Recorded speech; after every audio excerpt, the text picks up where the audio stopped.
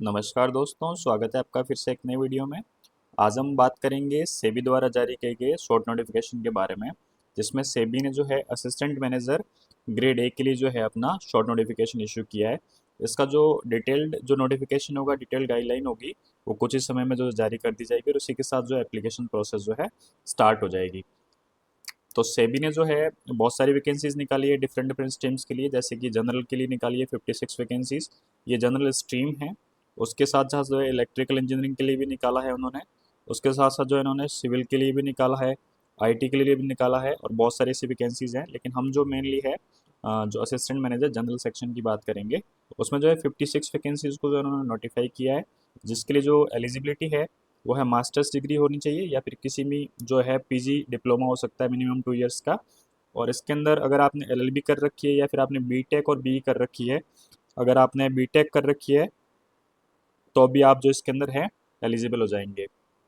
और दूसरी जो एलिजिबिलिटी की बात करें तो उसमें चार्टेड अकाउंटेंट, सीए, सीएफए और जो कंपनी सेक्रेटरी होते हैं, कॉस्ट अकाउंटेंट होते हैं, वो भी इस एग्ज़ाम के लिए जो है एलिजिबल है।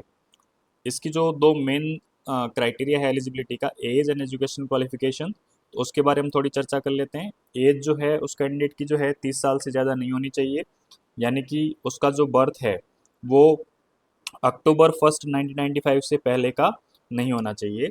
इसमें जो है डिफरेंट डिफरेंट जो कैटेगरीज होती हैं उनको रिलैक्सेशन भी as per the government norms दिया गया है। एजुकेशनल क्वालिफिकेशन की बात करें तो ऐसा कैंडिडेट जो फाइनल ईयर में है अपने एग्ज़ाम में, या फिर अपियर हो चुका है या अपियर हो रहा होगा, वो भी एग्ज़ाम फॉर्म भरने के लिए एलिजिबल है। लेकिन जब उससे डॉक्यूमेंट्स मांगे जाएंगे तो उसको डॉक्यूमेंट प्रोड्यूस करने होंगे। नेक्स्ट, अगर हम इसके सिलेक्शन प्रोसेस की बात करें तो असिस्टेंट मैनेजर का जो सिलेक्शन होता है वो 3 फेजेस के अंदर होता है। टोटल इसके अंदर जो है 3 फेजेस होते हैं। फर्स्ट फेज जो होता है that will be the prelims exam. इसके अंदर जो है ऑनलाइन एग्जाम होगा, आपका कम्प्लीटली ऑनलाइन होगा और इसके अंदर जो है 2 पेपर होंगे, दोनों जो है इसके अंदर आपके ऑब्जेक्टिव पेपर जो है होंगे। दूसरा जो फेज होगा वो भी ऑनलाइन एग्जाम होगा और इसके अंदर भी आपके 2 पेपर्स रहेंगे और ये भी जो है आपका जो है सब्जेक्ट के अकॉर्डिंग आपका अलग अलग एग्जाम होगा। जो कैंडिडेट्स फेज 2 के अंदर शॉर्टलिस्ट होंगे वो फेज 3 पर्सनल इंटरव्यू के लिए अपीयर होंगे।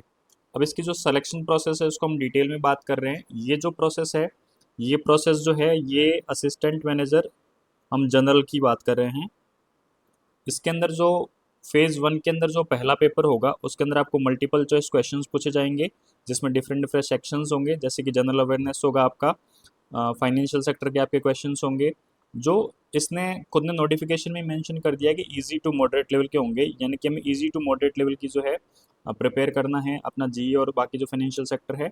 हमें बिल्कुल टफ नहीं जाना है। इंग्लिश लैंग्वेज के क्वेश्चन पूछे जाएंगे, क्वांट होगा और रीजनिंग भी होगा।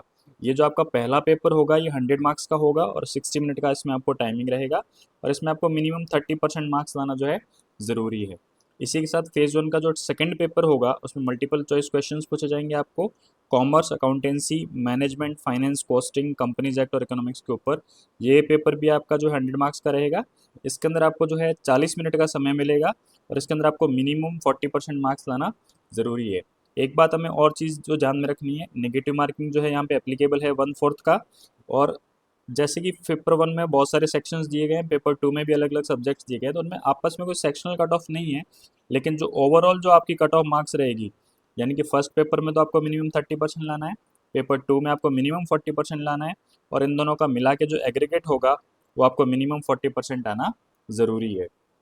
सिलेक्शन प्रोसेस के लिए जो है हमारा फेज़ 2 जो है उसकी हम अगर बात करें, ये हम जनरल की बात कर रहे हैं, ये हम जनरल के लिए बात कर रहे हैं। तो इसमें जो पहला पेपर होगा वो आपका डिस्क्रिप्टिव पेपर होगा इंग्लिश का और इसमें आपकी जो है ड्राफ्टिंग स्किल्स जो है चेक की जाएगी और इसके अंदर आपका 100 मार्क्स का क्वेश्चन होगा, जिसमें एस्से वगैरह जो है आपसे पूछे जाएंगे, लेटर राइटिंग वगैरह, रिपोर्ट राइटिंग वगैरह आपसे पूछी जा सकती है और इसके अंदर जो आपको 60 मिनट्स का टाइम दिया जाएगा। इस पेपर 1 के अंदर आपको मिनिमम 30% मार्क्स जो है लाना ज़रूरी है। वेटेज की हम बात थोड़ा बाद में करेंगे। इसका जो पेपर 2 होगा, पेपर 2 जो होगा वो सब्जेक्ट रिलेटेड होगा, यानी कि इसमें मल्टीपल चॉइस क्वेश्चंस पूछे जाएंगे, कॉमर्स के ऊपर, accountancy, management, finance, costing, companies act and economics के ऊपर। ये भी 100 मार्क्स का जो है आपका पेपर होगा। इसमें 90 मिनट का जो आपको टोटल समय दिया जाएगा। इसके अंदर आपको मिनिमम 40% लाना ज़रूरी है। अब ये जो वेटेज है इसमें क्या है, जब आपके फेज़ 2 के मार्क्स कैलकुलेट किए जाएंगे तो इसमें आपका 1/3 जो वेटेज है वो इंग्लिश वाले पेपर को दिया जाएगा और जो 2/3 वेटेज है वो आपका पेपर 2 को दिया जाएगा। इसमें भी कोई नेगेटिव मार्किंग जो है पेपर 1 के अंदर कोई नेगेटिव मार्किंग नहीं है, लेकिन पेपर 2 में जो मल्टीपल चॉइस वाला क्वेश्चन पेपर है उसमें आपकी 1/4 नेगेटिव मार्किंग रहेगी। अगेन इसमें भी कोई सेक्शनल कट ऑफ नहीं रहेगी, लेकिन इन दोनों का मिला के जो है पेपर 1 और पेपर 2 का जो आपको एग्रीगेट कट ऑफ है वो मिनिमम 50% आपको अचीव करना होगा। अब सबसे इम्पॉर्टेंट जो कि कैंडिडेट्स की जानने की इच्छा रहती है, सैलरी स्ट्रक्चर। तो सैलरी स्ट्रक्चर की अगर बात करें तो सेबी जो एक बहुत ही हैंडसम सैलरी पैकेज आपको प्रोवाइड करता है, जिसके अंदर आपका बेसिक पे एज ऑफ नाउ 2024 में इसका रिवाइज हुआ है। तो उसका जो बेसिक पे है वो 62,500 रुपये से आपका शुरू होता है। उसके बाद आपको 3600 रुपये के 4 इंक्रीमेंट्स मिलते हैं। ऐसे करते करते करते करते आपका जो ये जो पे स्केल है 1,26,100 तक 17 साल में आपका पहुंच जाता है। आपको 4 स्टेगनेशन इंक्रीमेंट्स भी जो है सेबी प्रोवाइड करता है। बेसिक पे के साथ साथ आपको अदर अलाउंसेस जैसे DA, dearness allowance, HRA, house rent allowance, आपको special allowance, family allowance, city compensatory allowance, grid allowance और हज़ारों तरीके के आपको जो अलाउंस मिलते हैं। अलाउंसेस के साथ साथ ये आपका जो ये है ये आपका सैलरी का पार्ट हो जाता है।